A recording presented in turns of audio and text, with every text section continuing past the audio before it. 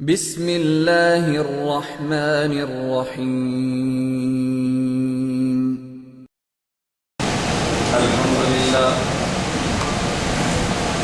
الحمد للہ نحمده ونستعینه ونستغفره ونؤمن به ونتوکل علیہ ونعوذ باللہ من شرور انفسنا ومن سیئات اعمالنا من يهده الله فلا مضل له ومن يضلل فلا هادي له ونشهد أن لا إله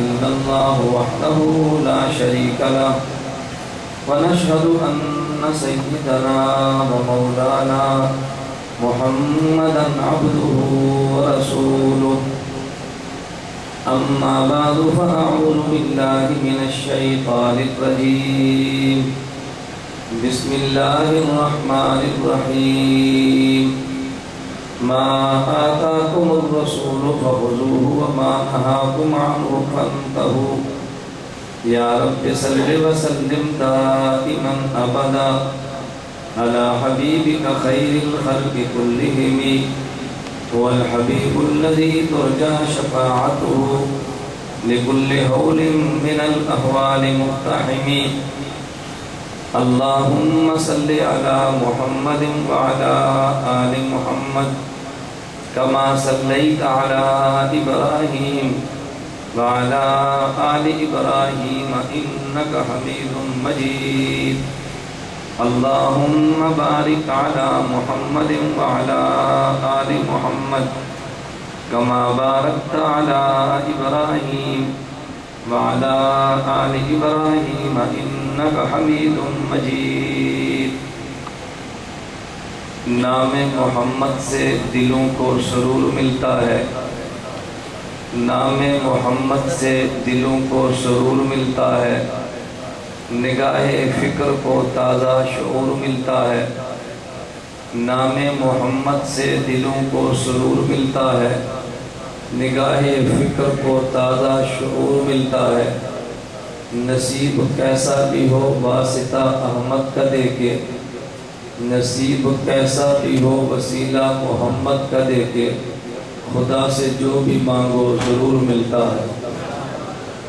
معزز علماء کرام، نہایت واجب الاحترام بزرگوں، مسلک اہل سنت والجماعت سے تعلق رکھنے والے وجود نوجوان دوستوں اور بھائیوں، سماعت فرمانے والی میری نہایت قابل صد احترام ماں اور بہنوں، آپ حضرات اور خواتین کے علم میں ہے کہ جامعہ علوم نبویہ للبنات گلشن راوی، جس کے بانی اور محترم جناب طاہر صاحب ہیں، اس مدرسے میں پڑھنے والی بچیاں، ان کے نصاب کے مطابق اہم کتاب صحیح بخاری کی آخری حدیث کا درس ہے۔ اللہ رب العزت ان کو جزائے خیر عطا فرمائے کہ انہوں نے صحیح بخاری کی آخری حدیث کا سبق پڑھنے کا مجھے اور آپ کو بھی موقع فراہم کیا ہے۔ نبی کریم صلی اللہ علیہ وسلم نے فرمایا انما الاعمال بالنیات، وہاں پیغمبر نے یہ بھی فرمایا انما الاعمال بالنیات اور انما الاعمال بالخواتیم۔ جس طرح عمل کا مدار نیت پر ہے، اسی طرح عمل کا مدار خاتمے پر بھی ہے۔ اگر ہم حدیث اول میں شروع نہ ہو سکے، شرکت نہ کر سکے، تاہم حدیث آخر میں شرکت ہم نے بھی کی ہے۔ اللہ مجھے اور آپ کو اس کی نعمت کی قدر کرنے کی توفیق عطا فرمائے۔ میں آپ حضرات اور خواتین سے گزارش کروں گا، ہماری آج کی مجلس کو آپ جلسہ اور تقریر نہ سمجھیں، بلکہ آج کی مجلس کو آپ حضرات درس حدیث کا ایک سبق سمجھیں۔ اگر آپ نے سبق کی نیت کی تو نتیجہ اور نکلے گا، اگر آپ نے وعظ اور تقریر سننے کی نیت کی نتیجہ اور نکلے گا۔ یہاں جلسے سے اٹھنے کے بعد آپ سے کوئی پوچھے آج کہاں گئے تھے، آپ نے کہنا ہے جلسہ سننے کے لیے، لوگ کہیں گے یہ تو روزانہ سنتے ہیں۔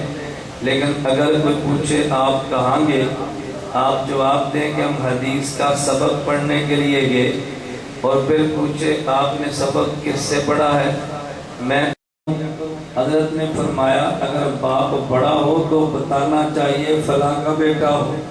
اگر اختر ہمارے اندر عیب نظر آتا ہے اور تم یہ بتاؤ کہ میں ابرار الحق کا روحانی بیٹا ہوں، اگر شرم آئے تو نہ لکھا کرو، اگر اعزاز سمجھو تو لکھا کرو۔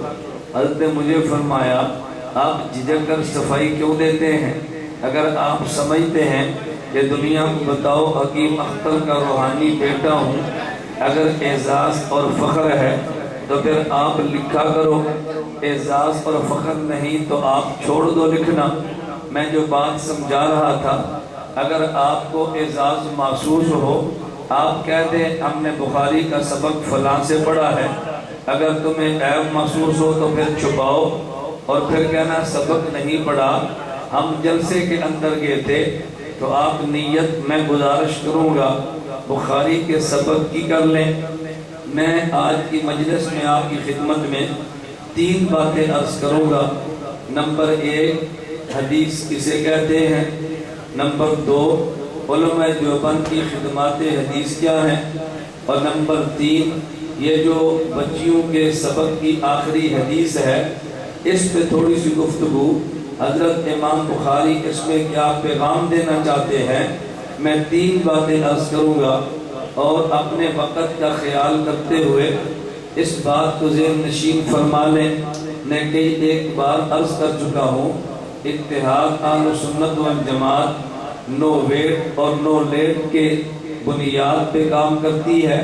ہم انتظار کا موقع بھی نہیں دیتے اور تاخیر بھی نہیں کرتے۔ یہ بات میں نے کیوں کہی کہ میرے دوست ڈاکٹر بدر صاحب نے پوچھا کہ مولانا آپ لیٹ آئے، میں نے کہا نا میں تو 8:30 بجے کا پہنچا ہوں، مجھے اسٹیج پر دیر سے لائے ہیں۔ ایسا کبھی نہیں ہوتا کہ میں وعدہ کروں اور وعدے پر نہ پہنچوں، اللہ کی طرف سے عذر آئے تو بات الگ ہے۔ حالانکہ آپ اندازہ فرمائیں، میں نے عرض کیا کہ ایسی باتیں بیان کرنا میری عادت نہیں، لیکن صرف کارگزاری کے طور پہ عرض کرتا ہوں کہ کل ایک بیان میرا بعد از نماز عصر تھا، دوسرا بیان بعد از نماز مغرب تھا، اور تیسرا بیان قبل از نماز فجر تھا، یعنی 3:30 بجے بیان ختم ہوا، اور اس کے بعد فجر کی نماز پڑھ کے میں نے سفر شروع کیا آپ کے لاہور کے لیے۔ احباب کہتے رہے پوری رات آرام نہیں کیا، سو جاؤ، میں نے کہا سو گیا تو پھر اٹھنا بڑا مشکل ہے، اور لاہور کو جو وقت دیا شاید نہ پہنچو، اس کے بعد آپ آرام فرمائیں گے۔ میں نے ایک تقریب 4 بجے اس میں شرکت کرنی ہے، ایک بیان بعد نماز عصر ہے، ایک تقریب عشاء کے وقت ہے، اور پھر میرا آخری بیان قبل از نماز فجر گجرانوالہ میں ہوگا۔ پھر ہوش ہو جائیں گے تو میرا جمعہ حسن ابدال میں ہوگا، وہ جمعے کے بعد کیلولا کریں گے تو میرا مغرب کے بیان 12 کو اسلام آباد ہوگا، تو پھر وہ آرام کریں گے اور ہم رات کو اپنے سیمینار کی میٹنگ میں بیٹھ جائیں گے۔ تو الجھن تو مجھے ہونی چاہیے نا، لیکن مجھے الجھن کیوں نہیں، میں ایک مشن کو لے کر چلاؤں۔ اللہ مجھے اور آپ کو مشن کا درد عطا فرما دے۔ اللہ کی قسم پہ مسافتیں سمٹ جایا کرتی ہیں، پھر مسافتیں سمٹ جاتی ہیں، پھر آدمی کے سفر آدمی کے راستے میں رکاوٹ بنا نہیں کرتے۔ آپ حضرات نے دیکھا ابھی چند سال گزرے ہیں، ملک اور بیرون ملک کی فضا مسلک کے حوالے سے بدل چکی ہے۔ آپ کے علم میں ہماری تفصیلی کارگزاری نہیں، اور میں وہ سنانے کے لیے بیٹھا بھی نہیں، میں تو صرف یہ عرض کر رہا تھا آپ کے ذہن میں یہ نہ آئے کہ اعلان وقت اور کا تھا اور شاید مولانا لیٹ پہنچے ہیں۔ میرا دوست اگر وکیل ہی عدالت میں لیٹ آئے گا تو ایک بتاؤ تمہارے کیس کو لڑے گا کون؟ وکیل کبھی تاخیر سے نہیں آتا، اچھا وکیل ہمیشہ وقت پہ آتا ہے، اس نے کیس کو لڑنا ہوتا ہے۔ میں اس لیے گزارش کرتا ہوں ہم نو لیٹ اور نو ویٹ کی بنیاد پہ کام کرتے ہیں، چلیے میں اپنا مضمون سمیٹ کر بات کہتا ہوں۔ نمبر 1 حدیث کسے کہتے ہیں، نمبر 2 علماء دیوبند کی خدمات حدیث کیا ہیں، اور نمبر 3 آج کا جو سبق ہم نے پڑھنا ہے اس میں حضرت امام بخاری نبر اللہ مرقدہ کیا میسج امت کو دینا چاہتے ہیں۔ جہاں تک تعلق پہلی بات کا ہے تو ممکن ہے آپ میں سے بعض حضرات کے ذہن میں یہ بات آئے، کون نہیں جانتا حدیث کسے کہتے ہیں، یہ کوئی بات مولانا سمجھانے کی ہے؟ میں کہتا ہوں جی ہاں، اگر حدیث کا معنی سمجھ آ جائے امت میں کئی فطروں کا وجود ختم ہو جائے۔ اگر حدیث کا معنی سمجھ آ جائے امت میں فرقہ واریت کی وبا ختم ہو جائے۔ آپ کہیں گے وہ کیسے؟ لفظ حدیث کا معنی سمجھنے کے لیے آپ بطور تمہید کے ایک بات اور سمجھیں۔ دنیا میں 3 شخصیات وہ ہیں جو سب سے زیادہ مقدس اور پاکیزہ ہوا کرتی ہیں۔ نمبر 1 ذات نبی کی، نمبر 2 ذات صحابی کی، نمبر 3 ذات تابعی کی۔ نبی وہ ذات ہے کہ جسے انسان کہتے ہیں، جسے مبعوث من اللہ کہتے ہیں، جسے معصوم عن الخطا کہتے ہیں، جسے مفروض الاتباع کہتے ہیں۔ یہ 4 لفظ تو میں نے طلباء کے لیے استعمال کیے ہیں، اور میں ان لوگوں کے لیے جو علماء نہیں، ان 4 لفظوں کا ترجمہ کرتا ہوں۔ نبی بشر کو کہتے ہیں، نمبر 2 نبی اسے کہتے ہیں اس سے نبوت خدا کرے، انگلینڈ کی ملکہ ادا نہ کرے۔ نمبر 3 نبی اسے کہتے ہیں کہ جو گناہوں سے پاک ہو۔ نبی اسے کہتے ہیں کہ جس کی ہر بات کو ماننا فرض ہو۔ تو نبی میں 4 چیزیں ہیں۔ نمبر 1 نبی انسان ہوتا ہے۔ اگر یہ پتہ چل جائے کہ نبی انسان ہے، آپ ایمان سے بتاؤ کتنے جھگڑے ختم ہو جایا کریں۔ بعض لوگوں نے کہا ہم نبی کو نور مانتے ہیں، کسی نے کہا نبی کو بشر مانتے ہیں، اور یہ جھگڑا کیوں ہوا کہ جو نبی کو نور کہہ رہا اس کا ذہن یہ تھا کہ نور کا مقام بلند ہے، لہذا نبی کو نور کہہ دو۔ میں نے کہا ایک نور وہ ہے کہ جسے خالق اور خدا کہتے ہیں، اور ایک نور وہ ہے جسے مخلوق کہتے ہیں۔ نبی مخلوق ہے، نبی خالق تو نہیں، لہذا اگر نبی میں نور آپ نے مانا ہے تو یہ مخلوق والا نور ہوگا۔ مخلوق جو نورانی ہے اسے ملائکہ اور فرشتے کہتے ہیں، اور جو مخلوق خاکی ہے اسے بشر اور انسان کہتے ہیں۔ لیکن آپ نے کبھی غور کیا ہے کہ خدا نے سب سے پہلا خاکی بندہ جو بشر پیدا فرمایا ہے، تمام نورانی فرشتوں کو خدا نے اعلان فرمایا اسجدوا لآدم، اے نورانی فرشتوں تم نے حضرت آدم جو پہلا بشر ہے اس کو سجدہ کرنا ہے۔ تو خدا نے حضرت آدم پہلے بشر کو مسجود بنا دیا ہے، نورانی مخلوق کو ساجد بنا دیا ہے۔ اب تم مجھے بتاؤ مسجود اعلیٰ ہے یا ساجد اعلیٰ؟ ارے مسجود اعلیٰ ہوتا ہے تو ساجد ادنا ہوتا ہے۔ خدا نے بشر کو مسجود بنا کے، ملائک کو ساجد بنا کے یہ بتا دیا کہ بشر اعلیٰ ہے اور ملائک جو نوری مخلوق ہے یہ ادنا ہے۔ نمبر 2 حضرت آدم تو آدم ہے، لیکن حضرت محمد مصطفیٰ صلی اللہ علیہ وسلم یہ سید اولاد آدم ہے۔ جب خدا نے آدم کو پیدا کیا تو مسجود ملائک بنایا ہے، اور جب خدا نے سید اولاد آدم کو پیدا فرمایا ایک مقام وہ بھی آیا ہے کہ جب میرے خدا نے حضرت سید اولاد آدم کو سیر کے لیے اپنے عرش پہ بلایا ہے، عرش معلیٰ کو اس کی سیر گاہ بنایا ہے، میرا اللہ سیر کراتا ہے، حضرت آدم کو سیر کرائی ہے، ان کے لیے سیر گاہ جنت کو بنایا ہے، میرے اللہ نے سیر حضرت نوح کو کرائی ہے، ان کے لیے سیر گاہ جودی پہاڑ کو بنایا ہے، میرے اللہ نے سیر کرائی ہے، حضرت موسیٰ کے لیے سیر گاہ خدا نے طور سینا کو بنایا ہے، ابراہیم علیہ السلام کو سیر کرائی ہے، ان کے لیے سیر گاہ کبھی چیخا اور کبھی مینا کے میدان کو بنایا ہے،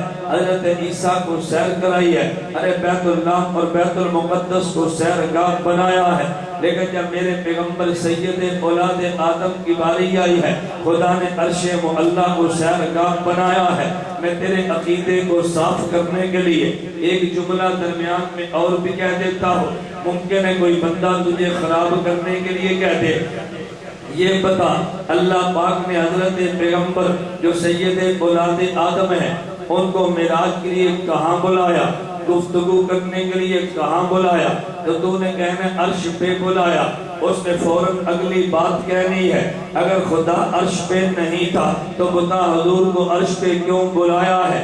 عرش پہ بلایا بات کرنے کے لیے، اس بات کی دلیل ہے خدا عرش پہ رہتا ہے، جبکہ اہل سنت والجماعت کا عقیدہ خدا صرف عرش پہ نہیں رہتا، اللہ کائنات کے ذرے ذرے کے ساتھ ہے، اللہ عرش پر بھی ہے، اللہ فرش پر بھی ہے، اللہ سما میں بھی ہے، اللہ ہوا و فضا میں بھی ہے، خدا ہر کسی کے ساتھ ہے۔ لیکن اس نے تجھے کہا نا اگر خدا عرش پہ نہیں تھا تو گفتگو کرنے کے لیے پیغمبر کو عرش پہ کیوں بلایا ہے؟ اب تیرے ذہن میں سوال آ گیا تو تو پریشان ہو گئے جواب دینے کے لیے۔ میں اکثر دوستوں سے کہتا ہوں، کہتے یار مولانا گومن کو ہمیں فون دو، بھئی کیا مسئلہ ہے، ہم نے سوال کا جواب لینا ہے۔ میں نے کہا میرے فون کو نہ لے تو میرا اصول لے لے، فون کبھی لگتا ہے کبھی نہیں لگتا، لیکن اصول تو ہر وقت تیری جیب میں ہوگا۔ اصول یاد رکھنا، کبھی سوال کا جواب ہوتا ہے اور کبھی سوال پر سوال کا جواب ہوتا ہے۔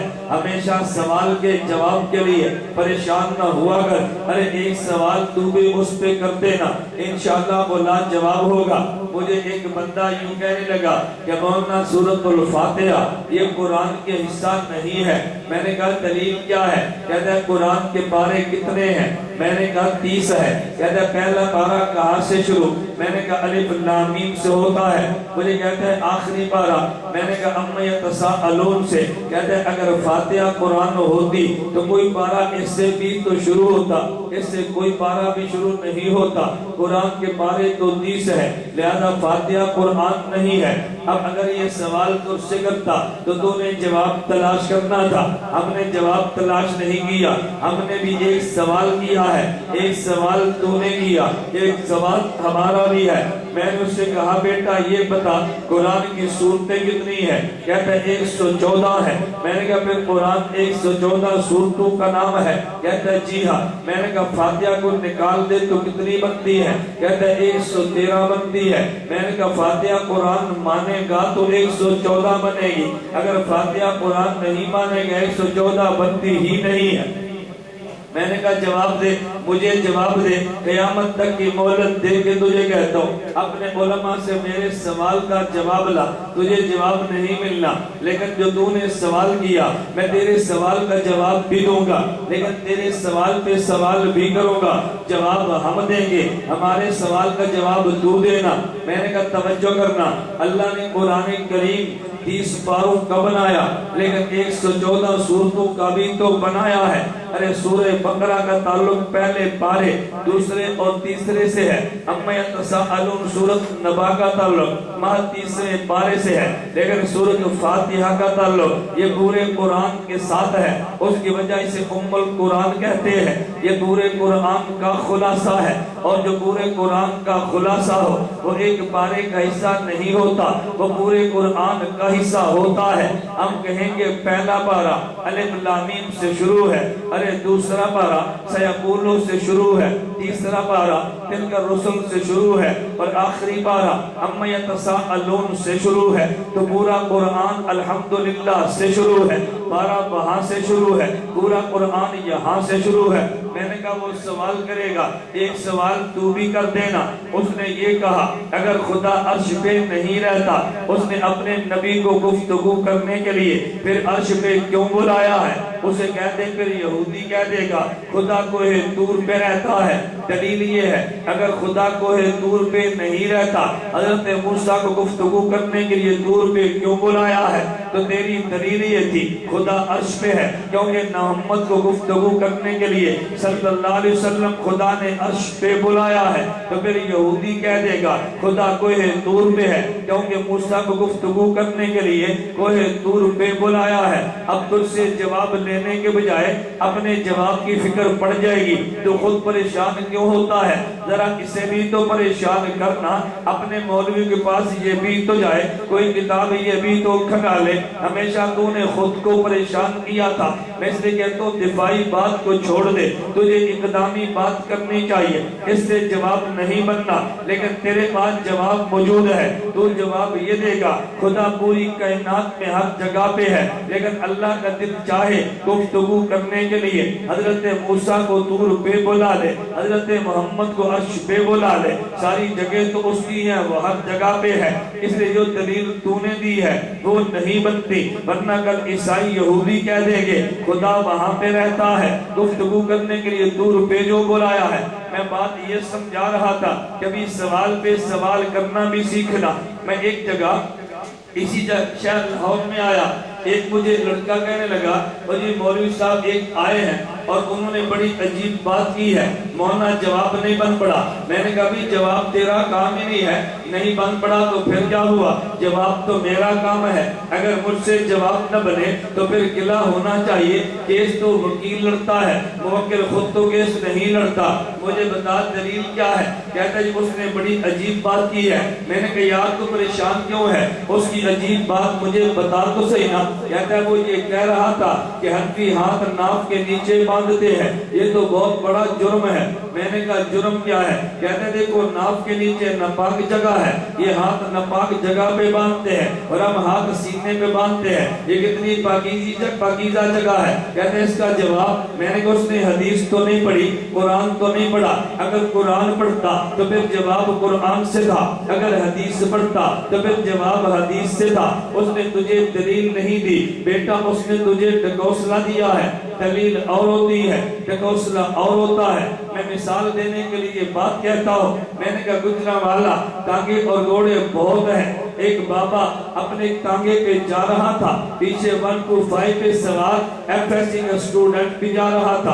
اچانک بابے نے دائیں طرف اپنے ٹانگے کو موڑا تو نوجوان کا ایکسیڈنٹ ہونے لگا. بمشکل بریک مار کے موٹر سائیکل کو روکا. اس نے غصے کے عالم میں کہا کہ بابا جی آپ نے دائیں طرف اگر مڑنا تھا آپ ہاتھ کا اشارہ دے دیتے تاکہ ایکسیڈنٹ نہ ہوتا. تو بابا جی فرمانے لگے بیٹا تجھے 3 گز لمبا بانس نظر نہیں آیا, تجھے 1.5 فٹ کا ہاتھ نظر آ جانا تھا. یہ بابا جی نے دلیل نہیں دی, بابا جی نے ڈکوسلا دیا ہے. کالج میں دلیلیں پڑھاتے ہیں, وہاں ڈکوسلے تو نہیں پڑھاتے. نوجوان خاموش ہے, جواب نہیں دے سکا, اور بابا بڑا مطمئن ہے کہ میری دلیل کا جواب نہیں آیا. بالکل یہ بھی ڈکوسلے بازی سے کام لیتا ہے اور دلیلوں کا دلیل سے بات نہیں کرتا. میں کہتا ہوں وہ کالج کا نوجوان تھا, اگر دیوبند کے مدرسے کا مجھ جیسا درویش ہوتا تو بابا جی کے ڈکوسلے کا جواب بھی دے دیتا.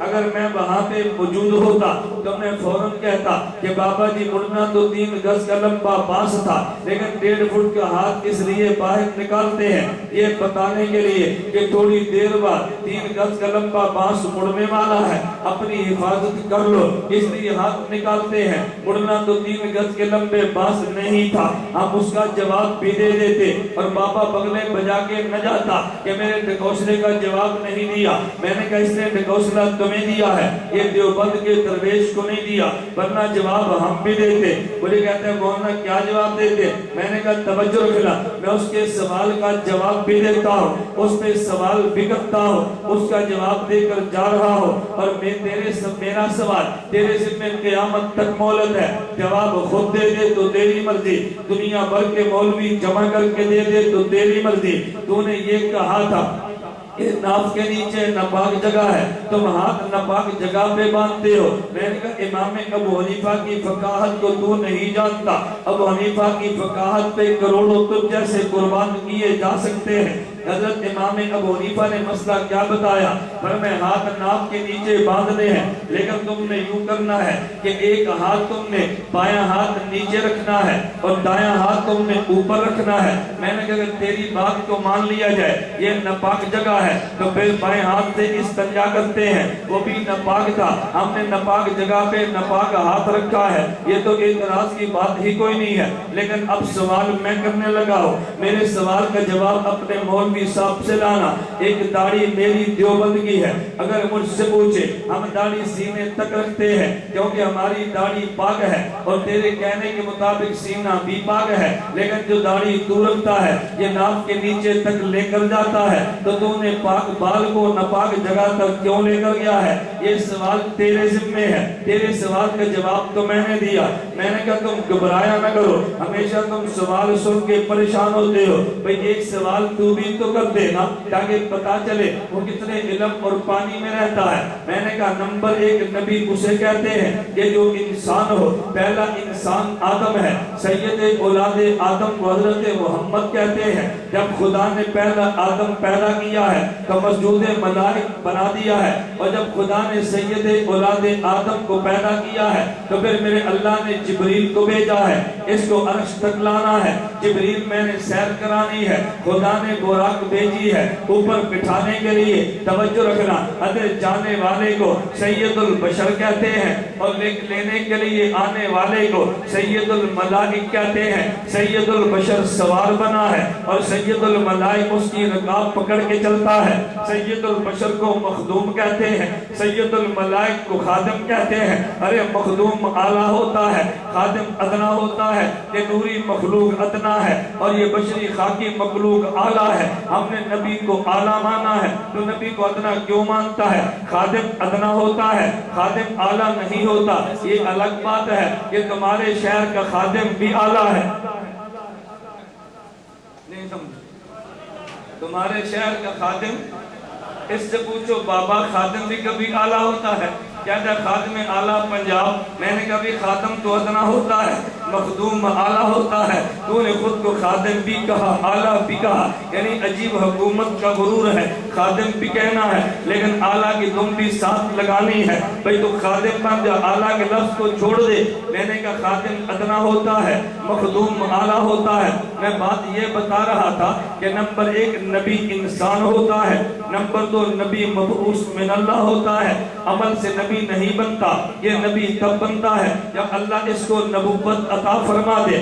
نمبر 2 نمبر 3 نبی معصوم عن الخطا, گناہوں سے پاک ہوتا ہے. نمبر 4 مفروض الاتباع, نبی کی ہر بات کو ماننا فرض ہوتا ہے. نمبر 2 پیغمبر کا صحابی کسے کہتے ہیں؟ رضی اللہ عنہ. صحابی وہ بندہ ہے جو مومن بھی ہو. نمبر 2 اس کو پیغمبر کی صحبت بھی ملی ہو, اس میں عمل کی شرط نہیں ہے. اگرچہ صحابی نماز بھی پڑھتا ہے, صحابی روزے بھی رکھتا ہے, صحابی حج اور جہاد بھی کرتا ہے, باقی امت سے زیادہ کرتا ہے, لیکن شرط یہ نہیں ہے. شرط صرف اتنی ہی ہے اس کو صحبت پیغمبر مل جائے. تو نمبر 1 ایمان ہو, نمبر 2 صحبت نبوت ہو. یہ صحبت نبوت وہ عمل ہے جو باقی تمام اعمال سے اعلیٰ ہے. یہی وجہ ہے کہ جس کو صحبت زیادہ ملی ہے وہ امت میں سب سے آگے نکل گیا ہے. اگر صحابہ کو دیکھ لے تو پھر صحبت صدیق کو سب سے زیادہ ملی ہے. اگر اس پوری کائنات کو دیکھ لے تو گنبد خضرا کو صحبت پیغمبر کی زیادہ ملی ہے. اس لیے دیوبند والوں نے کہا ہے کہ پیغمبر کے صحابہ میں صدیق سب سے اعلیٰ ہے, بلکہ انبیاء کے بعد پوری انسانیت سے اعلیٰ ہے. اس کو پیغمبر کی صحبت زیادہ ملی ہے. اور گنبد خضرا کی وہ مٹی کے ذرے جو پیغمبر کے وجود سے ملے ہیں وہ خدا کے عرش سے بھی اعلیٰ ہیں. ارے وجہ یہ ہے کہ عرش کو پیغمبر کی صحبت نہیں ملتی لیکن مٹی کے ذروں کو پیغمبر کی صحبت ملی ہے. ارے مقام تو صحبت سے بنا کرتے ہیں. اس لیے ہم نے کہا اللہ کے پیغمبر کے بعد صحابہ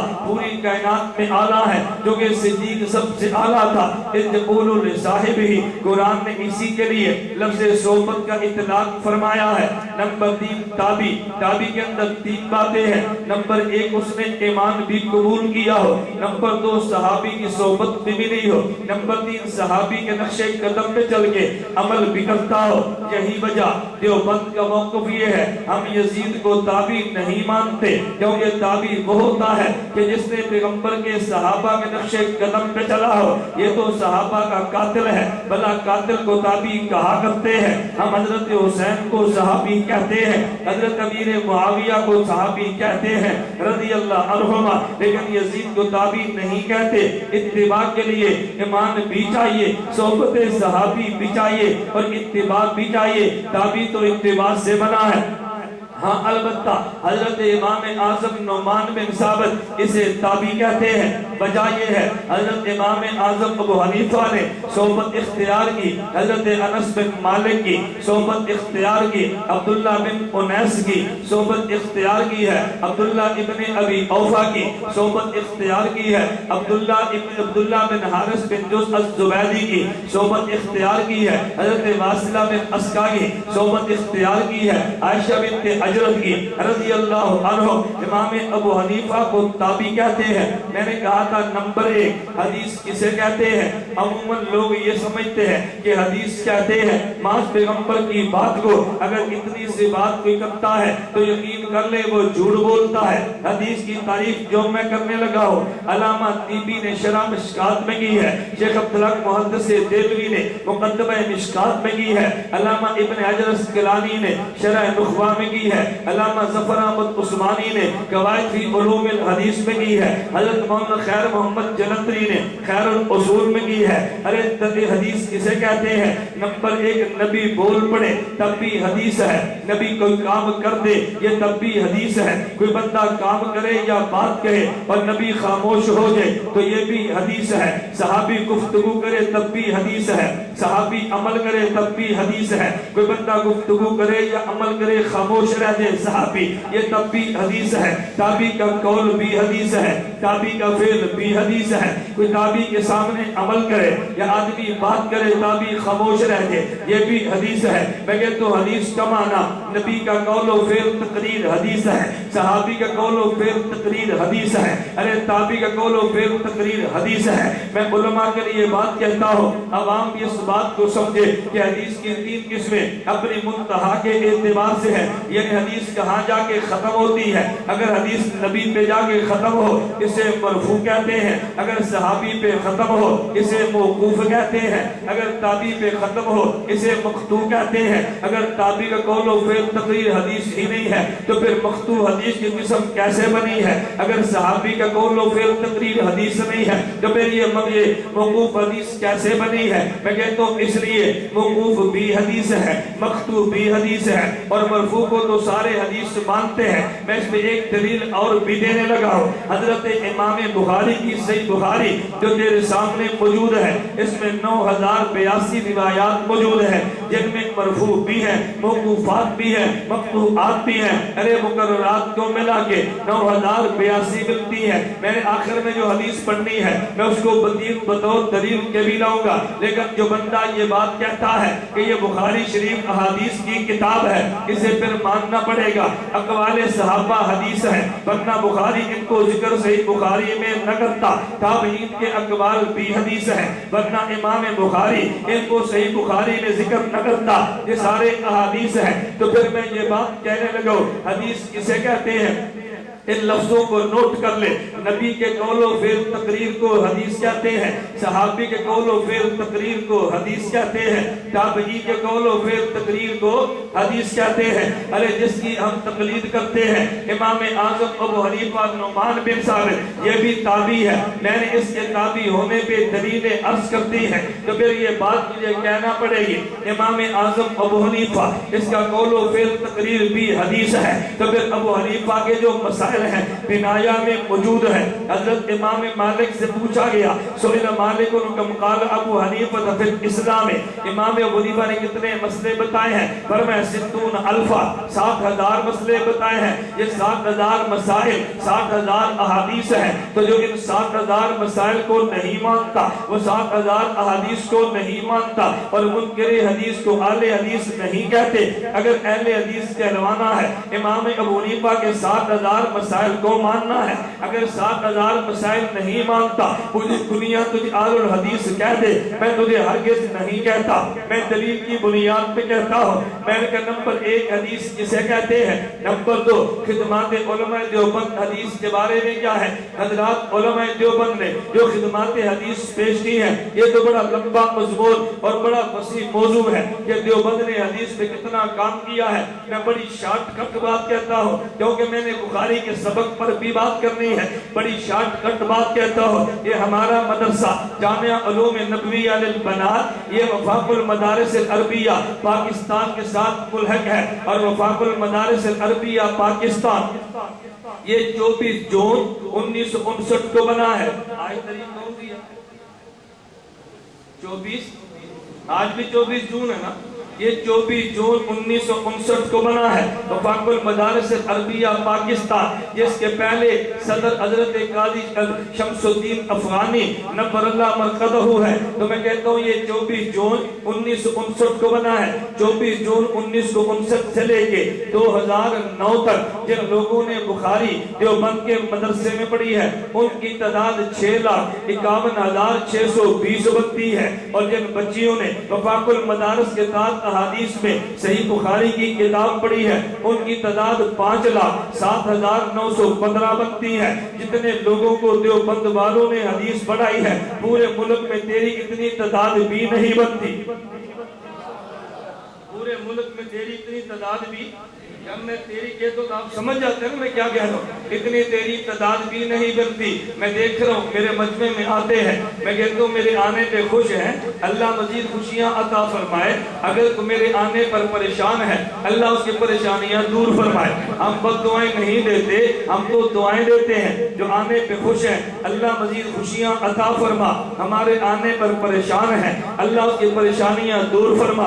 میں کہہ رہا تھا توجہ رکھنا، ارے تو دیوبند پہ بات کرتا ہے، دیوبند والوں نے کتنی حدیث خدمت، صرف بخاری کی بات میں کرنے لگا ہوں۔ علماء دیوبند نے بخاری پہ کتنا کام کیا ہے، اگر بات تعلیم کی آئی ہے تو ان علماء دیوبند نے 1959 سے لے کے 2009 تک جن مردوں کو صحیح بخاری پڑھائی ہے ان کی تعداد 6,51,620 بنتی ہے، اور جن عورتوں کو بخاری شریف کا درس دیا ہے ان کی تعداد 5,07,915 بنتی ہے۔ اور علماء دیوبند نے جو بخاری پہ کام کیا ہے، حضرت مولانا رشید احمد گنگوہی نبر اللہ مرقدہ کی، یہ حضرت رشید احمد گنگوہی نبر اللہ مرقدہ کی تقریر جنجوہی موجود ہے جو حضرت مولانا حسین علی نے مرتب فرمائی ہے۔ حضرت گنگوہی کی بخاری پہ لامع الدراری موجود ہے، حضرت مولانا یحییٰ کاندلوی نے مرتب فرمائی ہے۔ حضرت گنگوہی کی الکنز المتواری موجود ہے جس پہ شیخ زکریا کا حاشیہ موجود ہے۔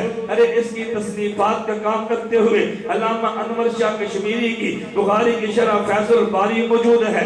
ارے اسی بخاری کے لیے امام اہل سنت کی شرح احسان الباری موجود ہے، علامہ ظفر احمد عثمانی کی شرح فضل الباری موجود ہے، شیخ الاسلام مولانا تقی عثمانی کی شرح انعام الباری موجود ہے، حضرت حسین احمد مدنی کی شرح تشریحات بخاری موجود ہے، حضرت فخر الدین احمد مراد آبادی کی شرح ایضاح البخاری موجود ہے۔ میں کہتا ہوں تیرے اتنے شیخ الحدیث نہیں بنتے جتنی دیوبند والوں نے بخاری کی شرح لکھی، جتنی انہوں نے بخاری کی شرح لکھی ہے۔ میں کہتا ہوں خدمات دیوبند کے جو حدیث پہ موجود ہے، حکیم الامت تھانوی کو کسی نے کہا حضرت عوام کے لیے کتاب دے دے تاکہ ان کو مسئلوں کا پتہ چل جائے۔ حکیم الامت تھانوی نے بہشتی زیور لکھ کے دی ہے، یہ بہشتی زیور اٹھا کے یتیم پھرتا ہے، مسکین بندے بندے کو کہتا ہے اور یہ میری نماز نبی دیکھو حدیثیں موجود ہیں، حکیم الامت تھانوی کی بہشتی زیور دیکھو حدیثیں موجود نہیں ہے۔ میں نے کہا اس لیے میں تجھے ظالم دجال کہتا ہوں جو دھوکہ دیتا ہے۔ حضرت تھانوی کا کمال یہ ہے ان نے 2 کتابیں لکھی ہیں، ایک کتاب خدمات حدیث میں بہشتی زیور لکھی ہے کہ جس نے حدیثیں 2 نہیں لکھی، حدیثوں سے مسئلے نکال کے امت کو دے دیے ہیں۔ نمبر 2 اعلاء السنن 21 جلدوں میں لکھی ہے، اوپر مسئلہ موجود ہے، نیچے میرے پیغمبر کی احادیث موجود ہے۔ حضرت تھانوی کی بات تو یوں کرتا، تجھے کہنا یہ چاہیے تھا، کہتا یار دیوبند والے بھی عجیب لوگ ہیں، دیوبند والے بھی عظیم لوگ ہیں، اگر عوام کو دیکھے بغیر دلیل کے کتاب لکھ دی ہے تاکہ عوام پریشان نہ ہو، اور ان کو دیکھو علماء کے لیے اعلاء السنن لکھ دی ہے، اگر بغیر دلیل کے تجھے مسئلہ چاہیے بہشتی زیور تعلیم الاسلام اٹھا کے دیکھ لے، اگر دلیل کے ساتھ مسئلہ چاہیے پھر اعلاء السنن المسائل والدلائل دیکھ لے، لیکن اعتراض نہیں کرنا، ارے ان حدیث کو پڑھ کے تو دیکھ لے۔ میں نے کہا نمبر 1 حدیث کسے کہتے ہیں، نمبر 2 علماء دیوبند کی خدمت فرماتے حدیث کیا ہے؟ اس کے حوالے سے میرے ایک جملے کو نوٹ کر لینا۔ اب شخصیات 4 ہو گئی۔ نمبر 1 اللہ کے نبی، نمبر 2 پیغمبر کے صحابہ، نمبر 3 تابعین، نمبر 4 علماء دیوبند۔ میرے پیغمبر نے کام کیا کیا ہے؟ الیوم اکملت لکم دینکم۔ میرے پیغمبر کے صحابہ نے کام کیا کیا ہے؟ ولا یمکنن لہم۔ میرے پیغمبر کے صحابہ کے بعد امام ابو حنیفہ تابعی نے کام کیا کیا ہے؟ ان اول من دون علم الشریعہ۔ آپ میں ترجمہ بھی کرتا ہوں تاکہ آپ یہ نہ کہیں کہ شاید عربی لفظ کیا استعمال کیا۔ حضرت نبی نے کام یہ کیا، دین مکمل کر کے امت کو دیا ہے۔ صحابہ نے کام کیا کیا؟ جب دین آیا اجنبی تھا، کوئی جگہ دینے کے لیے تیار نہیں تھا، صحابہ نے دولت بھی دی ہے، اپنی اولاد بھی قربان کی ہے اور دین کو جگہ بھی دی ہے، لیکن صحابہ میدان جنگ میں تھے، لکھ نہیں سکے۔ امام ابو حنیفہ نے دین لکھ کے امت کے حوالے کیا ہے۔ میرے پیغمبر نے تکمیل دین کیا ہے، دین مکمل کر کے امت کے حوالے کیا۔ صحابہ نے تمکین دین کیا ہے، ارے دین کو جگہ دی ہے۔ امام ابو حنیفہ نے تدوین دین کی ہے کہ دین لکھ کے امت کے حوالے کیا ہے۔ علماء دیوبند نے تطہیر دین کیا ہے۔ 2 فتنے آگے تھے، ایک فتنہ وہ تھا کہ جس نے دین میں سے بعض مسائل کو نکالا ہے، ایک وہ آیا کہ جس نے بعض مسائل کو داخل کیا ہے۔ علماء دیوبند نے کہا ہم دین پہ پہرا دیں گے، اگر کوئی نکالے گا ہم نکالنے بھی نہیں دیں گے، اگر کوئی داخل مزید کرے گا ہم داخل کرنے بھی نہیں دیں گے۔ ایک بندے نے کہا میں 20 تراویح نکال لیتا ہوں، پہرا دیوبند نے دیا ہے۔ 2 ہاتھ کا مسافہ نکال لیتا ہوں، پہرا دیوبند نے دیا ہے۔ میں 3 وتر کو نکال لیتا ہوں، پہرا دیوبند نے دیا ہے۔ 3 طلاق کو 3 کہنا مسئلہ نکال لیتا ہوں، پہرا دیوبند نے دیا ہے۔ ارے پگڑی پہن کے نمازیں پڑھنا مسئلہ نکال لیتا ہوں تو پہرا دیوبند نے دیا ہے۔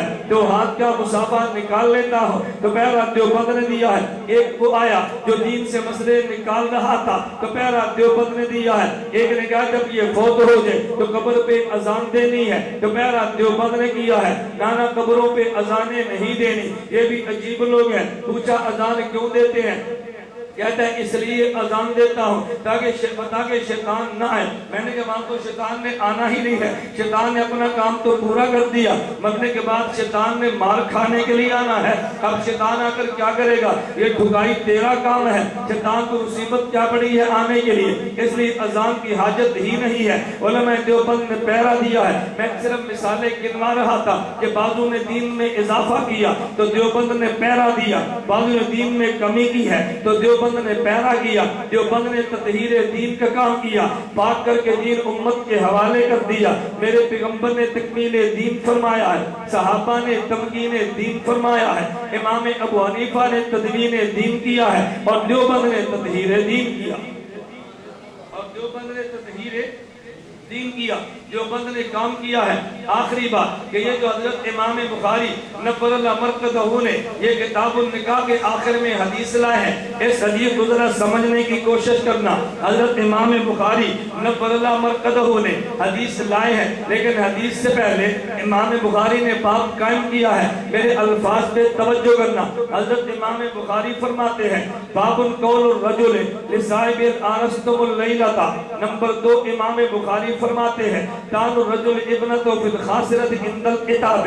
2 مسئلے بیان کیے۔ پہلا مسئلہ یہ ہے کیا کوئی بندہ اپنے ساتھی کو کہہ سکتا ہے تم رات گھر والوں کے پاس یہ تھے؟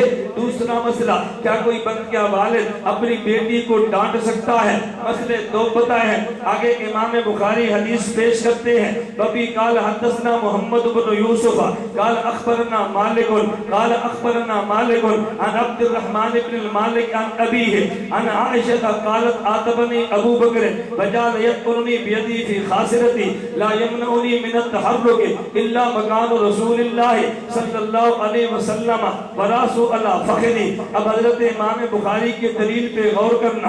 امام بخاری نے مسئلے 2 بتائے، لیکن امام بخاری حدیث 1 لایا ہے۔ حدیث کون سی لائے ہیں؟ ام المومنین امی عائشہ رضی اللہ عنہا فرماتی ہے کہ میرے پیغمبر کے سر میری گود میں تھا، ابو بکر صدیق آئے مجھے ڈانٹا اور اپنے مبارک ہاتھ سے میری پسلی میں زور سے دبایا، لیکن میں نے حرکت نہیں کی۔ میری گود میں اللہ کے نبی جو موجود ہے، حضرت صدیق اکبر باپ ہے، ام المومنین امی عائشہ صدیقہ بیٹی ہے، تو باپ نے بیٹی کو ڈانٹا ہے۔ حضرت امام بخاری نے مسئلہ بتایا، کیا باپ بیٹی کو ڈانٹ سکتا ہے؟ بلکہ اس سے بڑھ کے کہتا ہے وَتَعْلُ الرَّجُلِ، کیا اپنی بیٹی کو مار سکتا ہے؟ دلیل کے طور پہ ابو بکر صدیق کا فعل لائے ہیں۔ آج یہاں لکھا ہوتا ہے مار نہیں پیار، لوگ بڑے خوش ہیں، بڑا اچھا جملہ لکھا ہے، مجھے جملے سے انکار نہیں ہے، لیکن کبھی تو نے غور کیا ہے کہ میرے پیغمبر سے زیادہ کائنات میں خدا نے شفیق کوئی نہیں پیدا کیا؟ خدا کی قسم کروڑوں ماں کی شفقت کو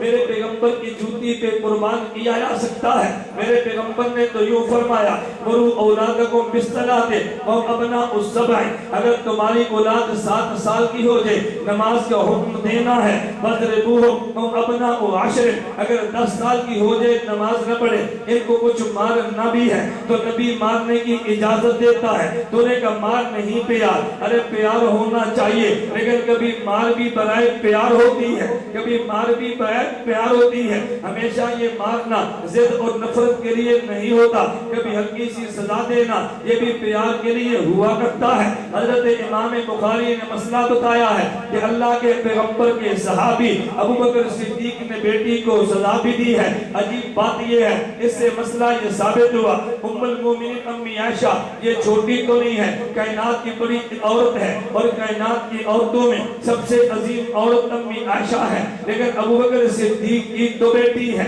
ارے بیٹی کتنی بھی بڑی ہو جائے باپ کے لیے تو بیٹی ہی رہتی ہے۔ ابو بکر صدیق نے ڈانٹا بھی ہے، ابو بکر صدیق نے ہلکی سزا بھی دی ہے۔ میں ان لڑکیوں سے کہتا ہوں کہ تم نے بخاری شریف پڑھ کے اپنے نصاب کو مکمل کیا ہے۔ ارے اوقات ہماری کیا ہے، اگر کتنا بھی پڑھا ہے تو باپ کو اختیار ہے وہ تمہیں ڈانٹ بھی دے، باپ کو اختیار ہے تمہیں سزا بھی دے دے، اور سسر کو بھی باپ کہتے ہیں، اگر سسر بھی ڈانٹ دے اسے بھی ڈانٹنے کا حق حاصل ہے۔ اگر امام بخاری کی حدیث پہ عمل کرنا ہے تو پھر باپ کو ڈانٹنے کا حق امام بخاری نے دیا ہے۔ حضرت امام ابو بکر صدیق رضی اللہ عنہ کا فعل پیش کر کے دیا ہے، اور حضرت ام المومنین امی عائشہ کون ہے رضی اللہ عنہا؟ ذرا میرے جملے پہ غور کرنا، یہ جو جامع علوم نبویہ للبنات بنا ہے کبھی تم نے غور کیا ہے کہ دیوبند والوں نے وفاق المدارس کے بعد بچی کے نصاب کی مدت 9 سال رکھی ہے۔ 3 سال میں بیٹی قرآن حفظ کرتی ہے، 1 سال میں گردان کرتی ہے، 5 سال میں کتابیں پڑھتی ہے، 5 اور 4 9 سال بنتے ہیں۔ ایک بندہ مجھے کہنے لگا کہ مولانا تمہیں دیوبند کا وکیل کہتے ہیں، یہ جو تم نے بنات کے مدرسوں کے لیے 9 سال کا نصاب رکھا ہے کوئی تمہارے پاس دلیل ہے؟ میں نے کہا اتنی مضبوط دلیل ہے کہ جس کا تو انکار ہی نہیں کر سکتا۔ کہتا ہے دلیل کیا ہے؟ میں نے کہا اللہ نے میرے پیغمبر کو مکہ مکرمہ میں ام المومن خدیجہ کبریٰ دی ہے جب میرے پیغمبر کی عمر 40 سال ہے، امی ام المومن خدیجہ کبریٰ کی عمر 65 سال ہے۔ جب نبی 40 سال کے ہیں اعلان نبوت کیا ہے، دنیا بھر سے ظلم کے پہاڑ توڑے ہیں۔ میں تجربے کی بنیاد پہ یہ بات کہتا ہوں، پوری دنیا کے دکھ ایک طرف ہو جائے اور بیوی سکھ دے دے تو دنیا کے دکھ نہیں لگا کرتے۔ اگر پوری دنیا سکھ دے دے اور گھر کی بیوی دکھ دے دے سارے سکھ ختم ہو جایا کرتے ہیں۔ میں نے زندگی اپنی تاریخ میں بچپن سے لے کے آج تک گزاری ہے، میں تاریخ کا بندہ یہ سمجھتا ہوں خدا کی قسم بندہ تاریخ میں اس وقت تک کامیاب ہوتا ہی نہیں ہے جب بندے کی پشت پہ بیوی کی خدمات نہ ہو۔ میرے پیغمبر نے دین حق کا اعلان کیا ہے، دنیا دکھوں کے لیے آئی ہے، خدا نے خدیجہ الکبریٰ دی ہے، اس نے پیغمبر کے دکھوں کو بانٹا ہے۔ لیکن جب میرے پیغمبر مدینہ منورہ آئے ہیں اب دکھوں کا دور ختم ہے۔ اب میرے پیغمبر کے سکون و آرام کے دن اس معنی میں کہ دشمن حملہ نہیں کر سکتا، اب دشمن ڈانٹ نہیں سکتا، دشمن پیغمبر کو وہ زبان استعمال نہیں کر سکتا جو مکے میں ہوئی ہے۔ اب ضرورت اس بات کی تھی میرا پیغمبر مدرسہ بنا کے دین کی تعلیم دینا شروع کر دیتے۔ میرے پیغمبر نے تعلیم کے لیے صفحہ بنایا ہے، وہاں پہ پردوں نے پڑھنا شروع کیا ہے۔ میرے پیغمبر نے گھر کے مسائل امت کو دینے تھے، میرے خدا نے انتخاب امی عائشہ کا کیا ہے رضی اللہ عنہا۔ ام المومنین امی عائشہ کا نکاح ہوا، عمر 7 سال بنتی ہے، امی عائشہ کی رخصتی ہوئی، عمر 9 سال بنتی ہے۔ جب پیغمبر دنیا سے گئے ہیں ام المومنین امی عائشہ کی عمر 18 سال بنتی ہے۔ تو پھر میں آج کے لفظوں میں یوں کہتا ہوں جب امی عائشہ کا داخلہ ہوا عمر 7 سال بنتی ہے، جب ریگولر کلاس لگی ہے تو عمر 9 سال بنتی ہے، اور جب امی عائشہ فارغ ہوئی تو عمر 18 سال بنتی ہے۔ امی عائشہ فارغ ہوئی تو عمر 18 سال بنتی ہے۔ آپ لوگ کیسے؟ میں نے کہا جب نبی موجود ہے، احکام آسمان سے آ رہے ہیں، امی عائشہ پڑھ رہی ہے، جب نبی فوت ہو گئے، نبی دنیا کو چھوڑ گئے ہیں، احکام آنا بھی ختم ہو گیا، امی عائشہ بھی فارغ التحصیل ہو گئی ہے، اب امی عائشہ پیغمبر کے نکاح میں آئی، عمر 9 سال بنتی ہے، نبی دنیا سے گئے، امی عائشہ کی عمر 18 سال بنتی ہے، 9 اور 18 سے آپ نیچے کریں تو 9 سال بنتے ہیں۔ ہمارے دیوبند کا جو 9 سال کا نصاب بیٹیوں کے لیے ہے، ہم نے امی عائشہ سے لیا ہے، وہ 9 سال میں پڑھنا شروع کرتی ہے، 18 سال میں فارغ ہوتی ہے۔ ہمارے 9 سال کا نصاب بھی ام المومنین امی عائشہ کے در کا صدقہ، ہم نے تو نصاب بھی وہاں سے لیا ہے، ام المومنین امی عائشہ رضی اللہ تعالی عنہا سے لیا ہے۔ توجہ رکھنا، میں جو بات سمجھا رہا تھا، حضرت امام بخاری نے بات قائم کیا ہے۔ امام بخاری نے فرمایا کہ باپ اپنی بیٹی کو سزا دے سکتا ہے، دلیل کے طور پہ حضرت امام بخاری جملہ کون سا ہے؟ حضرت ابو بکر صدیق کے بارے میں امی عائشہ فرماتی ہیں جعل یقتلنی بیدہ، اپنے ہاتھ سے ابو بکر صدیق نے مجھے مارنا شروع کیا ہے۔ میرے دوست یہ بتاؤ، ابو بکر صدیق صحابی ہیں، یہ نبی تو نہیں ہے۔ ام المومن امی عائشہ رضی اللہ عنہا صحابیہ ہیں، ارے یہ نبی تو نہیں ہے۔ میں بھی یہی بات کہہ رہا تھا، ہمیشہ نبی کی بات حدیث نہیں ہے، ارے صحابی کا قول و فعل بھی حدیث ہے۔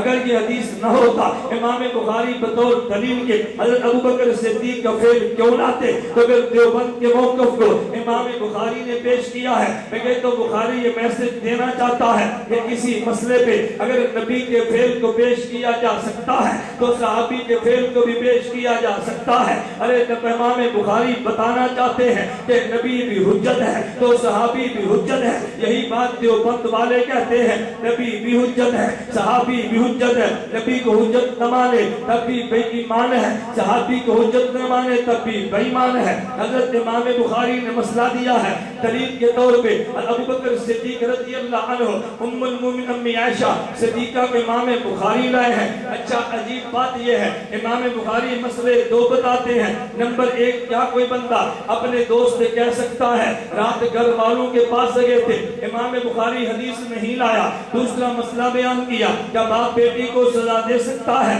پھر امام بخاری حدیث اور دلیل لایا ہے۔ یہی بات تو دیوبند والے کہتے ہیں، ارے مجتہد کی مرضی ہے، مسئلے پہ دلیل دے دے یا مسئلے پہ دلیل نہ دے، اس کی بات کو مانا جاتا ہے، جرا نہیں کرتے۔ یہ بخاری کا نام لے کے امت میں فتنہ پھیلانے والا کہتا ہے ہر مسئلے پہ حدیث ضروری ہے۔ پھر میرا سوال یہ ہے، اگر ہر مسئلے پہ حدیث ضروری ہے، امام بخاری مسئلے 2 دے کے ایک مسئلے پہ حدیث کیوں نہیں پیش کرتے؟ اس کی وجہ یہ ہے، امام بخاری امام شافعی کا مقلد ہے، بقول امام شاہ ولی اللہ، بقول حضرت امام تاج الدین سبکی، امام احمد بن حنبل کا مقلد ہے، بقول ابن تیمیہ اور بقول ابن قیم۔ امام بخاری جو کہ مقلد تھا، بات مقلدین والی کرتا ہے۔ اگر امام بخاری غیر مقلد ہوتا تو بات غیر مقلدین والی کرتا، تو کہتے ہیں مسئلہ تب ہوگا جب حدیث موجود ہو۔ بخاری مسئلہ دیتا ہے، حدیث نہیں دیتا، اس سے ثابت ہوا کہ فقیہ کی مرضی ہے،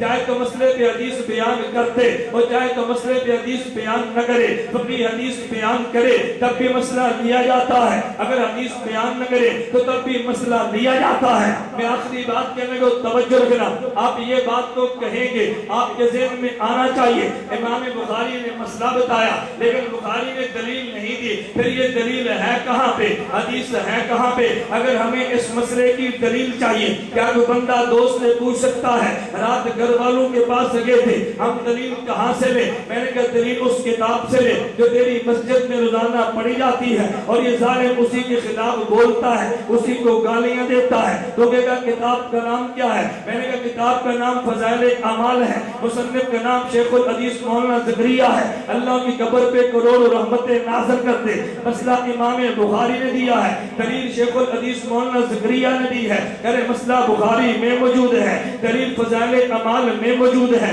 ارے جو بخاری کے مسئلوں کی دلیلیں دے، کہ اس فضائل اعمال پہ گالیاں دینی چاہیے، یعنی فضائل اعمال کو سینے سے لگا لینا چاہیے۔ تو کہے گا دلیل کہاں پر ہے؟ میں معذرت کے ساتھ کہتا ہوں جو فضائل اعمال کی تعلیم کرتا ہے اس کو بھی نہیں پتا دلیل کہاں پر ہے۔ یہ دلیل تیرے وکیل نے دینی ہے جو فضائل اعمال میں موجود ہے۔ گھر جا کے حکایات صحابہ اٹھا کے دیکھنا۔ حضرت شیخ زکریا حدیث بیان کرتے ہیں، انس بن مالک کی والدہ حضرت ام سلیم رضی اللہ عنہا ان کے خامد فوت ہو گئے، نکاح ابو طلحہ سے کیا ہے، ان سے بیٹا ابو عمیر پیدا ہوا۔ حضرت ابو طلحہ سفر میں تھے، سفر سے واپس آئے، بیٹا بیمار تھا وہ فوت ہو گیا۔ ان کی بیٹی ام سلیم کی بیوی ام سلیم نے ان کو غسل دے کے سفید کپڑے پہنا کے اوپر چادر دے دی ہے۔ ابو طلحہ نے آ کے پوچھا ام سلیم ام سلیم ابو عمیر کا کیا حال ہے؟ ام سلیم فرمانے لگی پہلے کی نسبت اب یہ بہتر ہے۔ ابو طلحہ نے سوچا کہ تندرست ہوگا،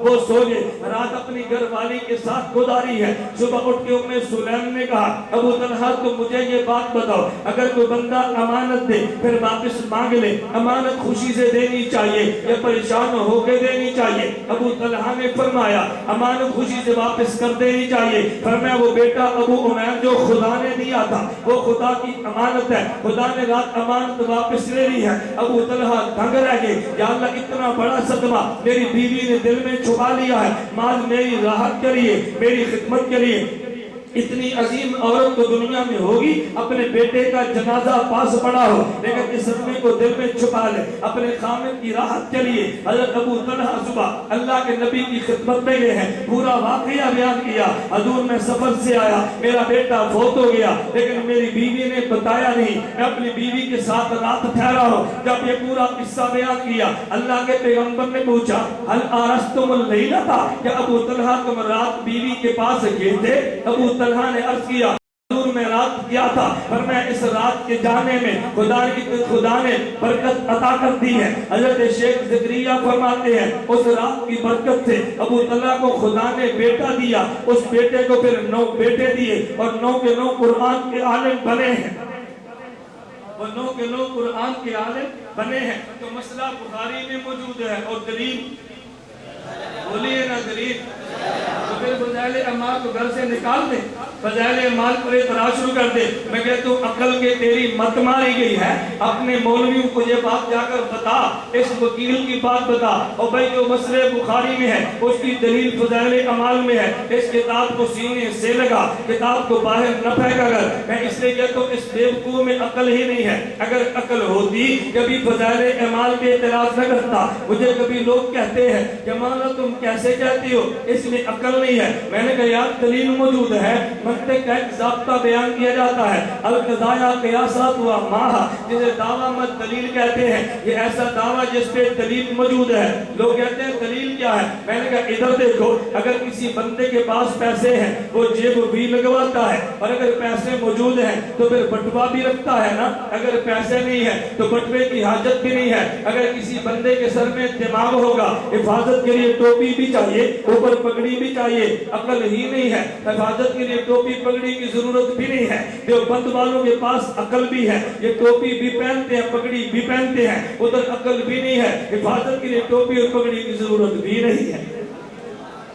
مزے ہیں بھائی تمہارے مزے ہیں، عقل نہ تو پھر کہتے ہیں مزے، اس لیے بازار میں چلے تو چلتے ہی دیکھنا کیسے چلتا ہے، چال بتاتی ہے کہ مزے لے رہا ہے، جال بتاتی ہے، ظالم مزے لیتا ہے، نماز میں آ کر کھڑا ہو تو لگتا ہے یہ مزے لے رہا ہے۔ مجھے ایک بندہ کہنے لگا یہ امام ابو حنیفہ کی بات نہیں مانتے، میں نے کہا یہ خدا کی نہیں مانتے تو ابو حنیفہ کی بات کہتا ہے، کہتے ہیں کیا مانا، کہتے ہیں ان کے پاس جاؤ نا یہ ادب سے سلام نہیں لیتے۔ میں نے کہا خدا کے سامنے سینہ تان کے کھڑا ہے، اگر تیرے سامنے سینہ تانتا ہے تجھے تعجب بھی کیا ہے، یہ تو مسجد میں آئے وہاں سے ڈاکو بھی جھک جاتا ہے مگر یہ جھکنے کے لیے تیار نہیں ہے۔ ایک سپاہی ایس ایچ او کے سامنے جائے وہ بھی ظالم سر پہ ٹوپی لے لیتا ہے، یہ خدا کے دربار میں بھی ٹوپی نہیں لیتا، یہ خدا کا ادب نہیں کرتا، تجھے فکر ہے تیرا ادب نہیں کرتا، تو دعا کر اللہ اس کو اپنے ادب کی توفیق عطا فرما دے۔ اللہ مجھے اور آپ کو مسئلہ سمجھنے کی توفیق عطا فرمائے۔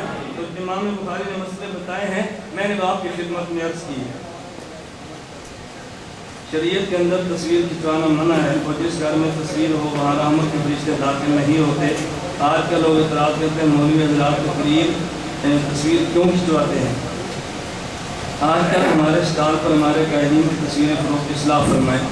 اب ذرا اصولی بات اچھی طرح سمجھ لیں۔ ایک ہے تصویر کی حرمت اور ایک ہے تصویر کی تعریف۔ ایک ہے تصویر کی حرمت اور ایک ہے تصویر کی، میں بھی کہتا ہوں تصویر حرام ہے۔ لا تدخل الملائکۃ بیتا فیہ کلب ولا تصاویر، لیکن سوال یہ کہ تصویر کہتے کسے ہیں؟ یہ حدیث پاک میں نہیں ہے۔ اب تصویر کی تعریف کیا ہے؟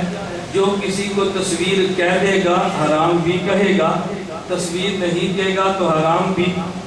ایک تصویر وہ ہے کہ جو آپ کاغذ پہ پرنٹ کرتے ہیں، اور ایک آپ کی تصویر وہ ہے کہ جب آپ آئینے کے سامنے جائیں تو تصویر بنتی ہے، آپ تالاب پہ کھڑے ہوں تصویر بنتی ہے۔ اب ان دونوں میں فرق کیا ہے؟ وہ جو آپ نے پرنٹ کاغذ پہ کیا ہے یہ تصویر کسی حال میں ختم نہیں ہوتی، ہر وقت موجود ہے، لیکن جو آئینے کے سامنے ہے، آپ کھڑے ہیں تصویر ہے، آپ نہیں کھڑے تصویر نہیں ہے، آپ پانی کے سامنے ہیں تصویر ہے، ہٹ جائیں تو تصویر نہیں ہے۔ آپ نے جو یہ ڈیجیٹل کیمرے میں تصویر بنائی ہے، اگر آپ آن کریں کمپیوٹر کو تصویر آتی ہے، اگر آپ ختم کریں سی ڈی موجود ہے مگر تصویر نہیں آتی۔ اب مسئلہ اس میں ہے کہ ڈیجیٹل کیمرے کی تصویر ہے یا تصویر نہیں ہے۔ جنہوں نے تصویر فرمایا انہوں نے حرام بھی فرما دیا، جو تصویر نہیں کہتے وہ حرام بھی نہیں فرماتے۔ شیخ الاسلام مولانا محمد تقی عثمانی دامت برکاتہم کوئی معمولی آدمی ہے، اور دارالعلوم دیوبند کی رائے کیا ہے؟ دیوبند والے کہتے ہیں کہ جو بات سکرین کے باہر حرام ہے سکرین کے اندر بھی حرام ہے، جو سکرین کے باہر جائز ہے سکرین کے اندر بھی جائز ہے۔ کیا معنی؟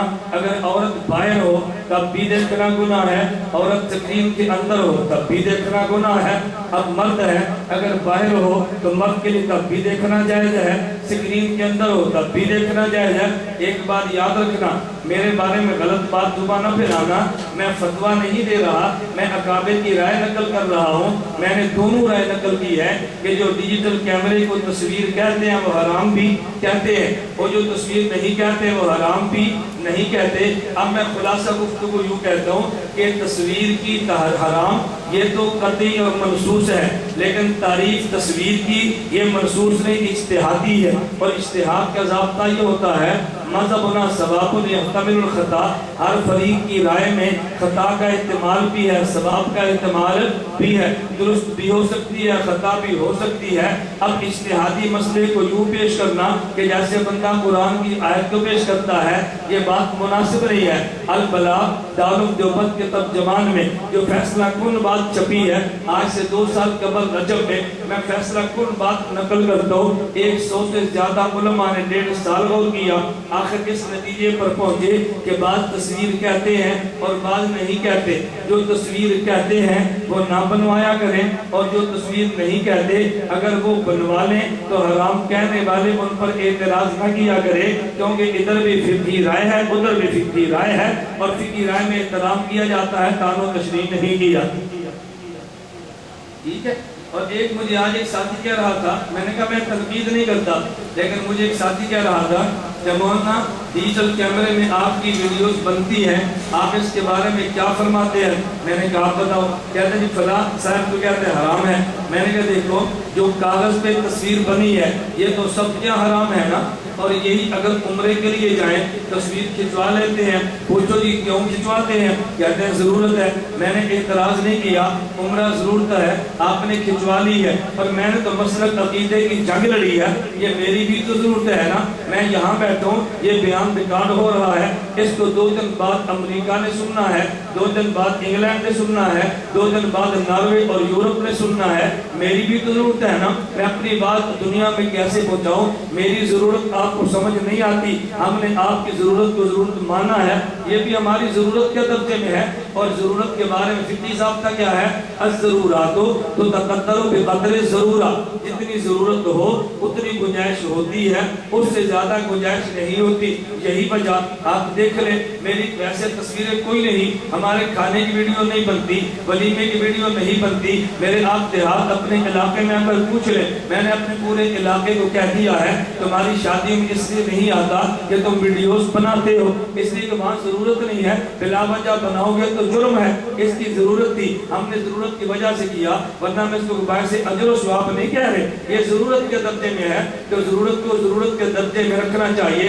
باقی قائدین کی تصویریں بنا کر بیچنا یہ بالکل حرام ہے، ان تصویروں کو لٹکانا بالکل حرام ہے۔ اگر قائدین کی تصویریں کو بیچتا ہے تو یہ آمدن بھی حرام اور ناجائز کا ہے، اس کی کوئی ضرورت نہیں ہے، جتنی ضرورت ہے ہم اتنی سی گنجائش کے قائل ہیں، اور جتنی ضرورت نہیں ہم اس کی گنجائش کے بالکل قائل نہیں۔ یزید کو برا بھلا کہا جاتا ہے، اکابر علماء دیوبند کا موقع بھی ہے، یزید فاسق اور فاجر تھا، کوئی اچھا آدمی نہیں تھا۔ بعض صحابہ رضی اللہ عنہم نے جو یزید کی بیعت کی ہے اس کی وجہ صالح سمجھ کر نہیں، اس کی وجہ ایسے ہی ہے کہ جیسے آپ نے صدر زرداری کو صدر تسلیم کیا ہے کیونکہ آپ اس کو کامل ایمان والا سمجھ کر کیا۔ آپ سمجھتے ہیں اگر ہم سڑکوں پہ نکل آئے، کلاشیں لے کر نکل آئے تو ملک ٹوٹنے کا خطرہ ہے، چلو اس سے بہتر ہے اس کو صدر ہی مان لو۔ اب جتنوں نے زرداری کو صدر مانا ہے اس نے اس کو صالح سمجھ کر نہیں مانا، تو یزید کی جن صحابہ نے اطاعت کی ہے صالح سمجھ کر نہیں مانا، بلکہ تاکہ امت میں مزید فتنہ نہ ہو اس وجہ سے قبول کیا۔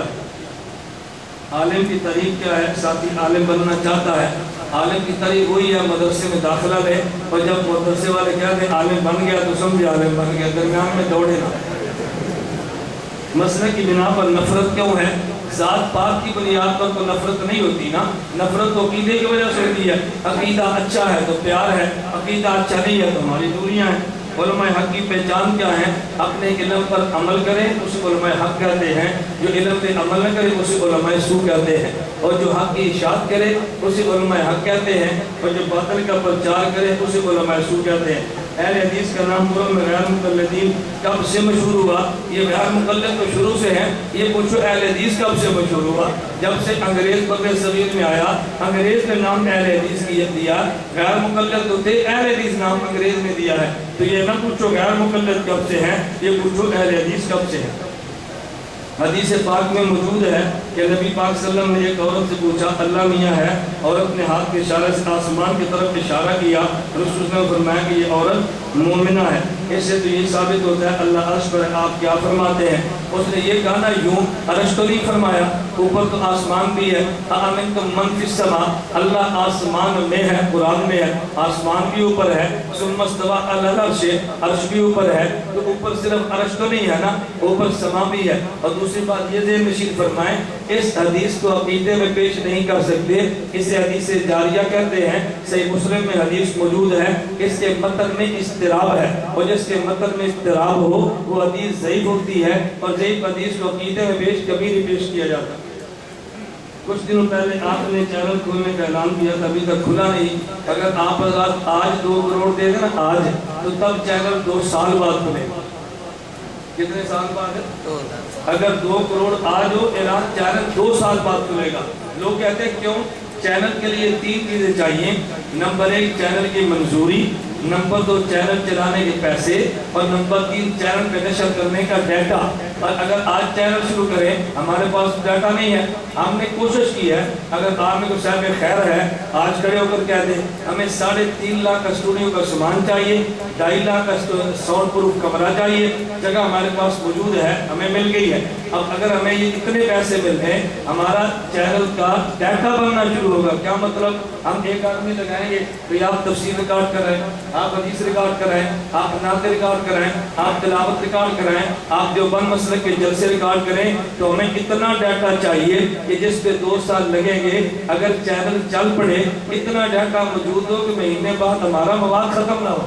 اگر آج 2 کروڑ ملے تو 2 سال بعد شروع ہوگا، اور اگر 2 کروڑ 2 سال بعد ملے تو ہمارے ساتھ یہ تھے ہم نے کچھ نہیں کرنا، یہ آپ نے کام کم کیا۔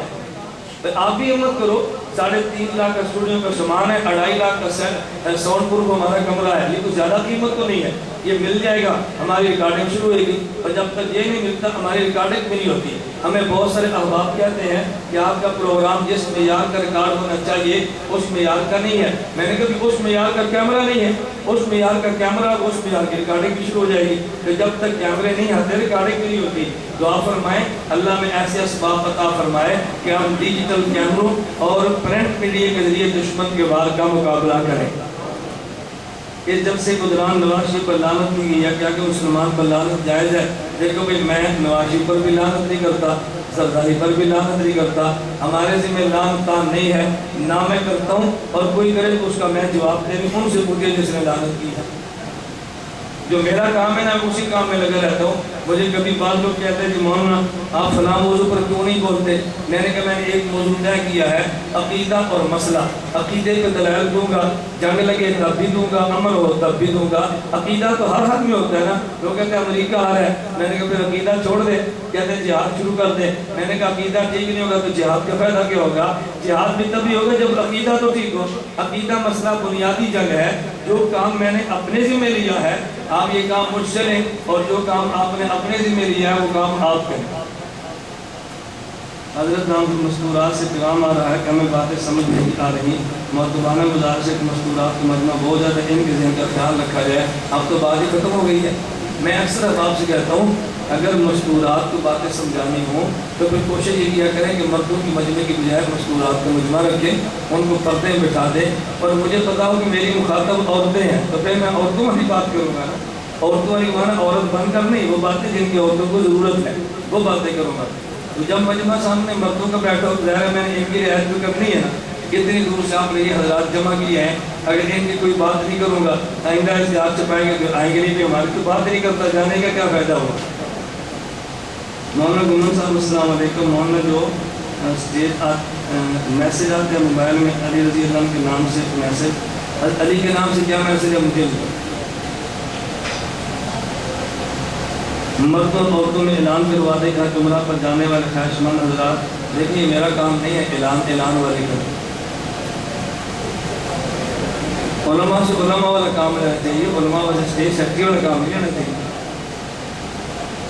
پارہ نمبر 6 سورہ مائدہ 6 آیت نمبر 15، بے شک تمہارے پاس اللہ کی طرف سے ایک نور آیا اور روشن کتاب آئی۔ علامہ علوسی فرماتے اس نور سے مراد حضور کی ذات، اس نور سے مراد قرآن، اس نور سے مراد تورات۔ جب آیت کے معنی میں 3 احتمال آ جائیں، ایسی آیت کو عقیدے کے اندر پیش نہیں کیا جاتا، اسے ظنی الدلالت کہتے ہیں، قطعی الدلالت نہیں کہتے۔ نمبر 2، یہ جو اللہ فرمائے قد جاءکم من اللہ نور، آگے یہدی بھی، اسے نور ہدایت کہتے ہیں۔ نور ذات ہونا اور ہے اور نور ہدایت ہونا اور ہے۔ بیٹھ جاؤ بھائی، بیٹھ جاؤ، بیٹھ جاؤ، نیچے بیٹھو۔ یہ ختم کرو، پمفلٹ تقسیم کرنا، لے لو ایک سب۔ آپ عجیب لوگ ہیں، ایک پمفلٹ ہے پھر آپ ادھر توجہ، آپ توجہ کرو، پمفلٹ کوئی نہ تقسیم کرے۔ حضرت جابر رضی اللہ عنہ نے بیان کیا کہ میں نے رسول اللہ صلی اللہ علیہ وسلم سے پوچھا اللہ تعالیٰ نے سب سے پہلے کون سی شے پیدا کی؟ آپ صلی اللہ علیہ وسلم نے فرمایا اے جابر، اللہ پاک نے سب سے پہلے میرے نبی کے نور کو پیدا کیا۔ اس نور سے مراد علم ہے اور اب علم نبوت کے قائل ہے۔ اول ما خلق اللہ نوری، سب سے پہلے اللہ پاک نے میرا نور، میں نے اس کا جواب قرآن کی آیت سے دیا قد جاءکم من اللہ نور و کتاب مبین یہدی بہ، اسے نور ہدایت کہتے ہیں۔ نور ہدایت ہونا اور ہے اور نور ذات ہونا اور ہے۔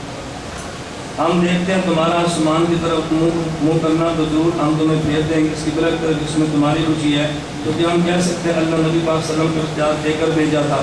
نہیں بھائی، اختیار دے کر نہیں بھیجا، نبی کریم صلی اللہ علیہ وسلم کو اللہ نے بعض معاملات میں اختیار دیا۔